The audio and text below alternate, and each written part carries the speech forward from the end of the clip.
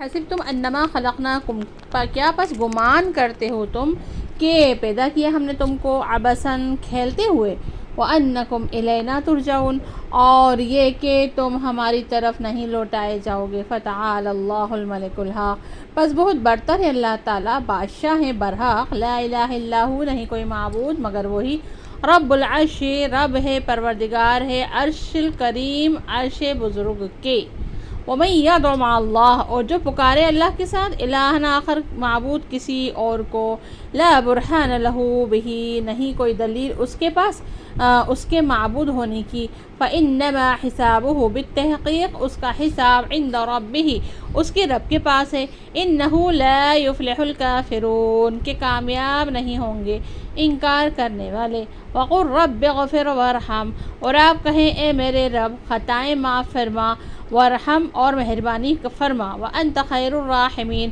اور آپ بہتر مہربانی کرنے والوں میں سے ہیں۔ یہ کس وقت ہوا تھا؟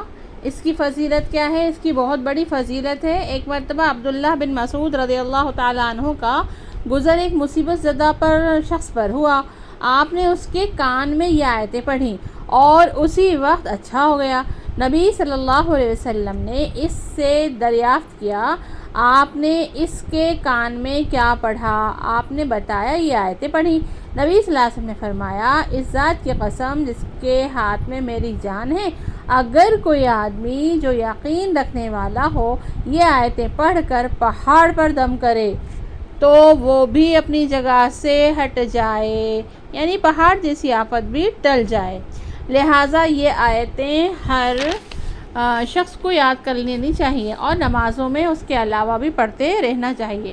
بس کہ تمہارا یہ خیال ہے کہ ہم نے تم کو بے فائدہ پیدا کیا اور تم ہماری طرف لوٹائے نہیں جاؤ گے، لوگوں کو یہی دھوکہ لگا ہوا ہے۔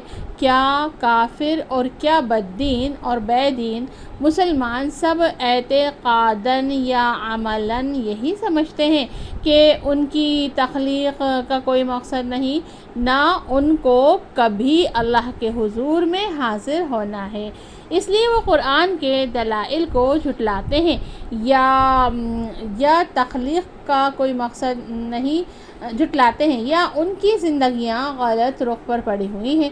بس بہت برتر اللہ تعالیٰ جو حقیقی بادشاہ ہیں، یعنی ان کی زندگیاں دنیا میں تو نیکی و بدی کا پورا نتیجہ ظاہر نہیں ہوتا، بس اگر اس زندگی کے بعد دوسری زندگی نہ ہو تو گویا یہ سب کارخانہ محض کھیل تماشا ٹھہرا۔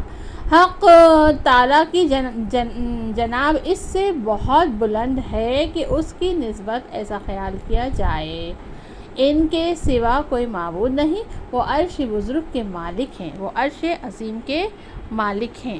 پھر کہہ رہے ہیں کہ یعنی جب وہی معبود ہیں تو ممکن نہیں کہ وفاداروں اور مجرموں کو یکساں رہنے دیں، ان میں امتیاز قائم نہ کریں، ایسا کرنا ان کے لیے کچھ مشکل نہیں۔ وہ عرش بزرگ کے مالک ہیں، عرش جو مخلوقات میں سب سے بڑی چیز ہے، اس کے مالک اور پروردگار جب وہی ہیں تو ساری کائنات ان کی قدرت میں ہے، وہ جو چاہیں کر سکتے ہیں، مگر یہ امتیاز اس دنیا میں نہیں ہوگا۔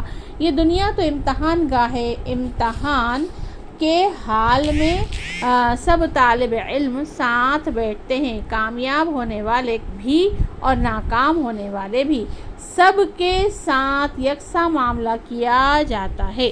یہ عملی فیصلہ کب ہوگا؟ ارشاد فرمایا، جو کوئی اللہ کے ساتھ اور کسی معبود کو پکارے جس کے معبود ہونے کی اس کے پاس کوئی دلیل نہیں، تو اس کا حساب اس کے پروردگار کے پاس ہوگا، یعنی دوسری دنیا میں ہوگا، جب سب لوٹ کر ان کے پاس پہنچ جائیں گے۔ اور کیا فیصلہ ہوگا؟ بے شک کافر کامیاب نہیں ہوں گے، وہ ہمیشہ عذاب میں مبتلا ہوں گے۔ آپ کہیں اے پروردگار خطائیں معاف فرما اور مہربانی فرما، آپ مہربانی کرنے والوں میں سب سے بہترین ہیں۔ یہ دعا ان بندوں کی رائگاں نہیں کی جائے گی، اللہ تعالیٰ آخرت میں مومنین کاملین کی خطائیں معاف کریں گے اور ان کے ساتھ رحم و کرم کا معاملہ فرمائیں گے، جنت کے بلند درجات عطا فرمائیں گے۔ آمین ثم آمین۔